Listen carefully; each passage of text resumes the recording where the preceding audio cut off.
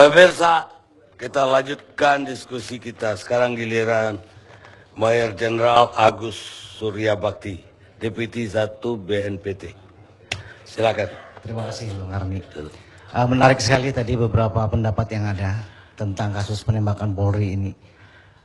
Kemudian kita melihat bahwa kasus penembakan Polri ini sebetulnya sudah terjadi sejak 2010, di mana semua data menunjukkan bahwa pelakunya ada jaringan teroris.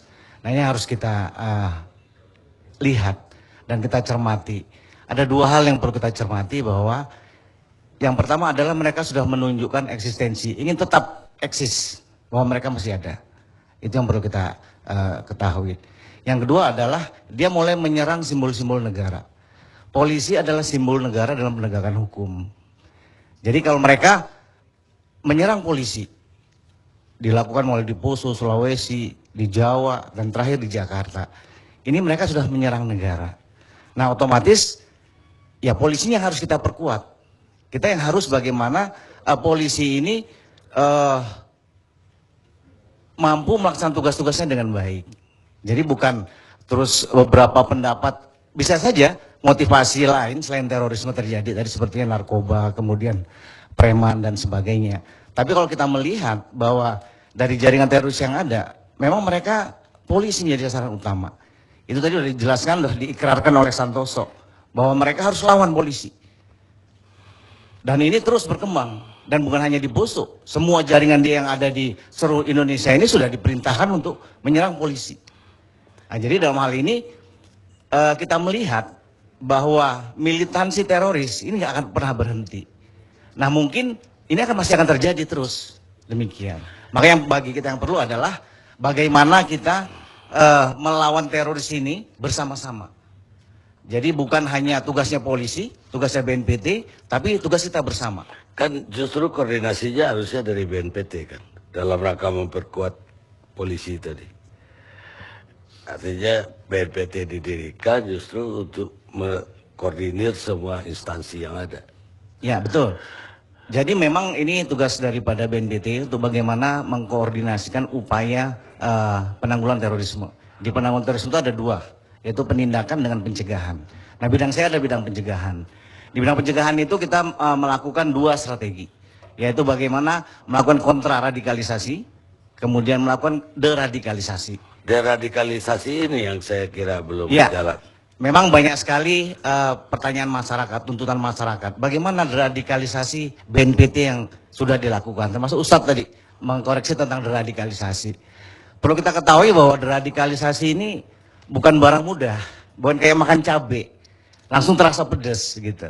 Nah, kita tahu bahwa teroris ini sejak 98 sampai sekarang ini terus terjadi. Mereka terus mempunyai jaringan yang luas. Sementara BNPT baru muncul di tahun 2010. Nah, jadi betapa beratnya upaya pencegahan, upaya deradikalisasi tadi. Tetapi BNPT sudah berjuang keras untuk bagaimana memberdayakan semua komponen bangsa. Mulai dari ulamanya, tokoh masyarakatnya, tokoh pendidiknya, pemudanya, semua untuk bersama-sama melakukan upaya deradikalisasi. Nah, deradikalisasi ini lebih kita titik beratkan kepada mantan teroris maupun jaringannya, khususnya yang ada di penjara. Ini yang kita lakukan karena data-data yang ada dari beberapa ratus orang yang ditangkap atau dibebaskan itu 25 orang melakukan aksi teror lagi dengan kualitas yang lebih meningkat. Artinya lapas pun tidak efektif untuk...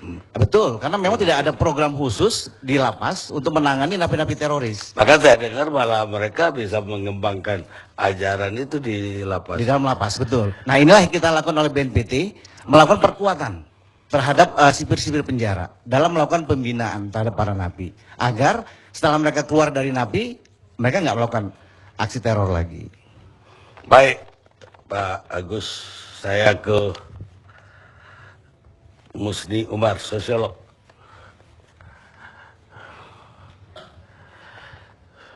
Dari ilmu sosiologi bagaimana Anda melihat? Terima kasih Bang Karni. Pertama saya mengucapkan prihatin atas nasib yang dialami oleh para polisi kita. Tetapi menurut saya itu adalah hukum karma yang diterima.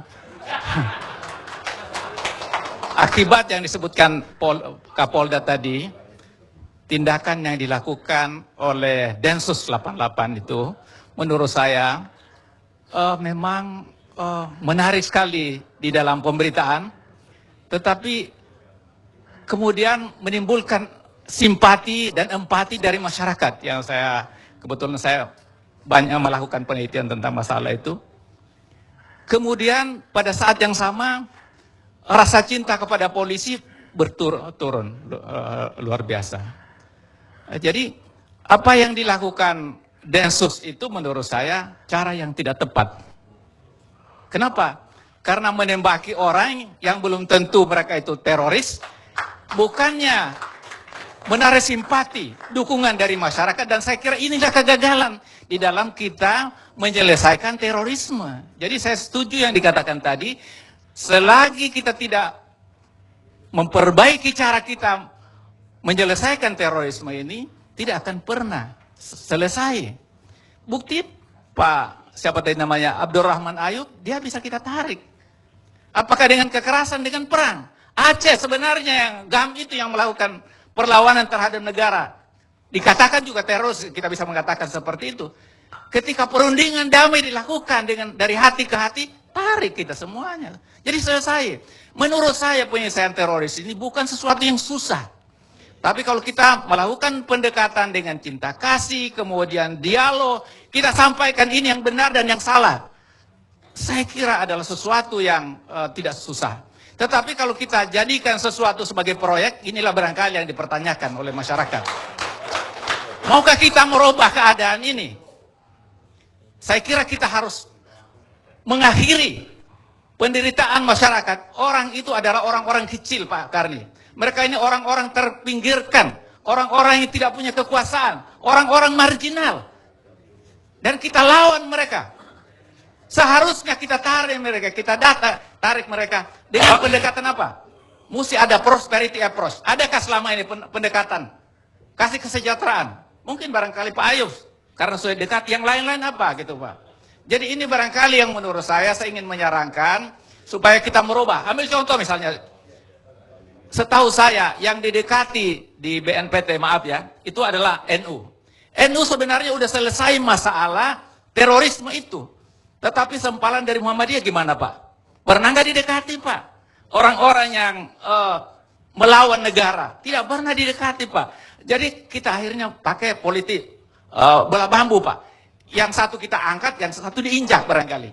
Inilah yang menimbulkan terus-menerus keadaan. Oleh karena itu menurut saya, marilah kita merubah keadaan ini. Dan saya yakin kalau kita bersama-sama, dari hasil penelitian saya, makin lama makin berkurang orang yang karena ideologis untuk melawan negara. Tetapi ketidakadilan Pak. Dari Timur Tengah diinspirasi ke Indonesia karena ketidakadilan. Ketidakadilan dalam bidang ekonomi inilah masalah yang utama. Global dan secara nasional ini sendiri. Kalau kita tidak selesaikan, saya anggap ini adalah bom waktu dan ini bisa melahirkan revolusi sosial Pak. Terima kasih Pak. Petrus sekali bisa jawab. Tadi bagus pendapat dari Pak Sosiolog ini, tetapi ingat bahwa Densus itu dibentuk karena adanya teroris. Densus tidak akan dibentuk kalau tidak ada teroris. Kedua, BNPT dibentuk juga biar juga seluruh organisasi atau seluruh elemen juga termasuk non-government itu bersama-sama karena ada teroris. Hasil penelitian resmi dari negara, bukan ekonomik masalahnya, adalah ideologi. Kalau penelitian perorangan silakan-silakan aja. Tapi negara ini adalah ideologi, sehingga harus secara komprehensif. Kemudian, kalau tadi dikatakan bahwa penembakan dan sebagainya, Bapak mungkin sekali-sekali bisa mengikuti anggota Densus itu kalau melakukan tindakan. Bagaimana nyawanya terancam. Ada sekali yang pada waktu ada disertir tentara di Jawa Tengah melakukan penembakan, kena, untungnya bulletproofnya bagus, pas di jantung ditembak. Pada waktu mereka melakukan. Itu pun sudah dengan peringatan. Karena kalau kepolisian melakukan penindakan harus sesuai SOP. Sehingga orang sering marah, kenapa banyak jurnalis? Karena memang polisi kalau melakukan tindakan dia harus bilang atas nama undang-undang saya perintahkan saudara untuk keluar. Itu udah manggil orang lain juga. Peringatan yang kedua, atas nama undang-undang saya perintahkan orang yang berada di rumah meletakkan senjata dan keluar. Itu wajib dan itu diatur. Ini semua lawyer di sini, KUHP. Itu harus memberitahukan itu. Jadi polisi itu melakukan penindakan tidak boleh dengan datang senyap. Langsung melakukan tindakan, tidak bisa. Jadi semua itu lewat standar operating procedure. Sekali lagi bahwa yang dilakukan oleh polisi itu untuk mengamankan rakyat, jangan dibalik dong. Orang rakyat yang diamankan kalau nanti terjadi teroris baru kita bilang. Sampai dengan sekarang tidak bisa, walaupun kita sudah dekat dengan Pak Ayub, tapi teroris tidak bisa diselesaikan hanya dengan kata-kata, Pak. Tidak bisa dengan kita hanya bicara mereka menghentikan aksinya. Kita panggil aja, contohnya waktu saya di Malaysia, kita menggunakan ustadz-ustadz yang di Malaysia, dia bilang nggak bisa, harus panggil ustadz saya, Abu Bakar Basir, panggil datang. Itu nggak bisa, di dalam penjara, ini udah dalam penjara. Banyak sekali kejadian-kejadian yang tadi juga sudah disampaikan. Kita melakukan pendekatan ke mereka, soft approach, membelikan bola itu untuk meriksa main di Nusa Kambangan.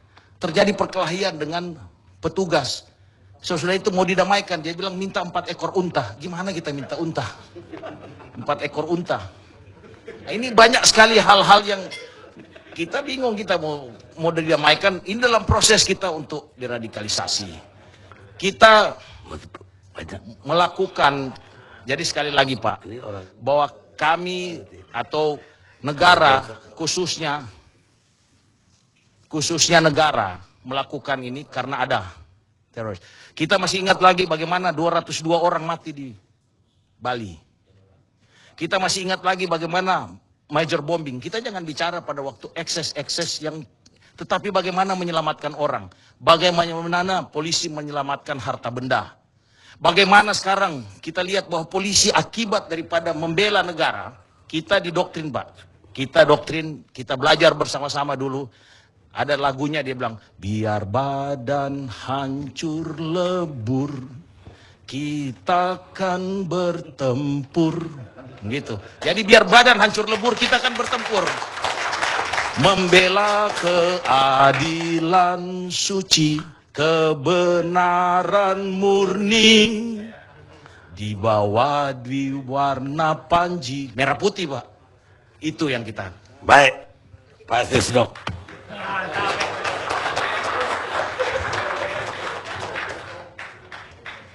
Ya, terima kasih Bang Karni.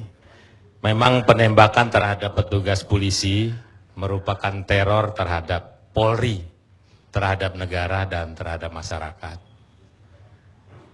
Nah, itu yang pertama. Kemudian kami dari Ikatan Sarjana dan Profesi Perpolisian Indonesia, tentunya yang pertama kita merasa prihatin, merasa sedih, dan ada merasa bangga. Kita prihatin atas kejadian-kejadian yang ada, penembakan terhadap polisi. Belakangan sudah 4 yang meninggal dan 1 luka berat. Tadi sejak awal sudah jadi 34 ya? 32. Ya. Tapi terhadap korban-korban yang meninggal, kami menyatakan turut sedih atas kehilanganmu dan merasa bangga atas jasa-jasamu. Jadi kalau tadi disebutkan itu pahlawan, saya merasa memang polisi itu harusnya pahlawan. Tadi disebutkan bahwa polisi, Pak Johnson tadi harus benar. Saya pikir polisi itu harus baik dan benar.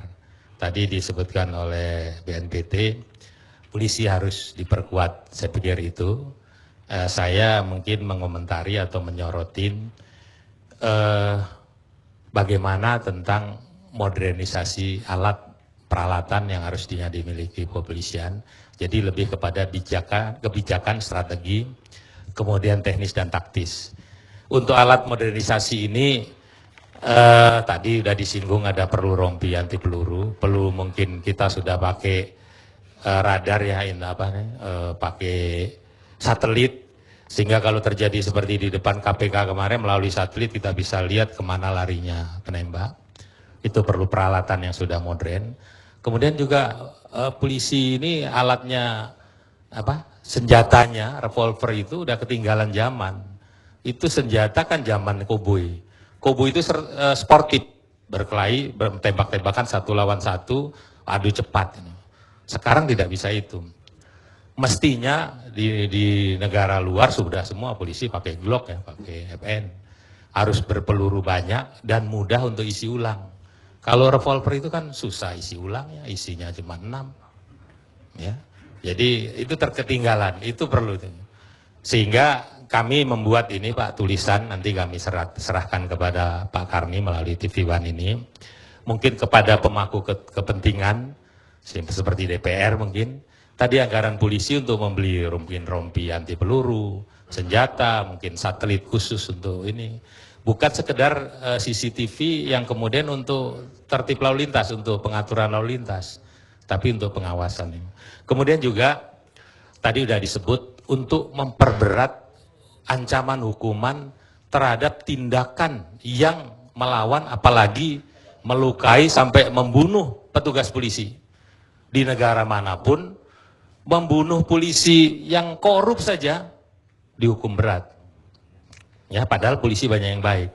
Itu saya pikir mumpung ada ini Pak DPR juga, mumpung ada revisi ini undang-undang KUHP maupun KUHP, mungkin ancaman hukuman itu diperberat masuk di KUHP. Kemudian tadi prihatin kepada mungkin gini, polisi itu sebagai dia pelindung, pengayom, pelayan, sebagai pemelihara keamanan dan sebagai penegak hukum, itu niatnya itu. Kalau seorang anggota polisi melangkah dari rumah, itu niatnya, dia kalau mati itu husnul khotimah dan dia jihad, dia masuk surga. Tapi tindakan pembunuhan terhadap polisi ini itu bukan menteror organisasi polisi saja dan masyarakat dan negara, tapi menteror juga keluarganya yang sehari-hari mendoakan untuk suami ini jangan sampai kena tembak walaupun tadi diberi pangkat anumerta. Di undang-undang kepolisian itu ada bunyi polisi berhak menerima penggajian dan hak-hak lainnya. Mungkin ini untuk presiden bisa membuat PP. Hak-hak lainnya itu ada hak mungkin kalau sampai seorang polisi mati, ya bisa dibayarkan gaji mungkin sekian tahun, gaji penuh 100%. Sehingga keluarganya tidak ini. Anak-anaknya dijamin mungkin pendidikannya. Kemudian asuransinya dapat, bukan asuransi sekedar asuransi asabri mungkin yang mungkin sangat kurang ya gitu ya. Kemudian memang diperlukan untuk dukungan rakyat banyak, tadi udah banyak dukungan sebenarnya. Kemudian mungkin sedikit saya menyinggung tentang selalu motif. Motif ini seringnya kita salah karena itu ditanggapi dari awal. Motif ini sebenarnya untuk petugas. Memperkirakan apa motifnya ini? Oh ekonomi, oh teroris, oh rebutan lahan, oh oknum. Bukan untuk publik. Ini yang sering salah sehingga yang dikemukakan di publik tentunya oleh pakar, oleh ahli, oleh pengamat, ya, oleh siapapun yang dikemukakan oleh media itu sering membuat kontraproduktif. Karena tadi mengarah, oh ini sekedar ini teroris. Padahal pelakunya bukan teroris, seneng dia. Atau ini bukan teroris, padahal pelakunya teroris, lebih seneng lagi teroris. Jadi itu, kemudian saya pikir moral yang perlu juga kita ini. Moral anggota ini sekarang turun. Gimana membangun moral anggota ini? Sehingga jangan disalah-salahkan, jangan tidak didukung. Tadi masih ya ada Densus pun sampai harus mungkin ada yang usul untuk dibubarkan. Itu tidak mendukung. Nah, ini yang perlu untuk membangkitkan moral anggota. Sehingga terakhir kami akan serahkan ini banyak usulan-usulan, pemikiran.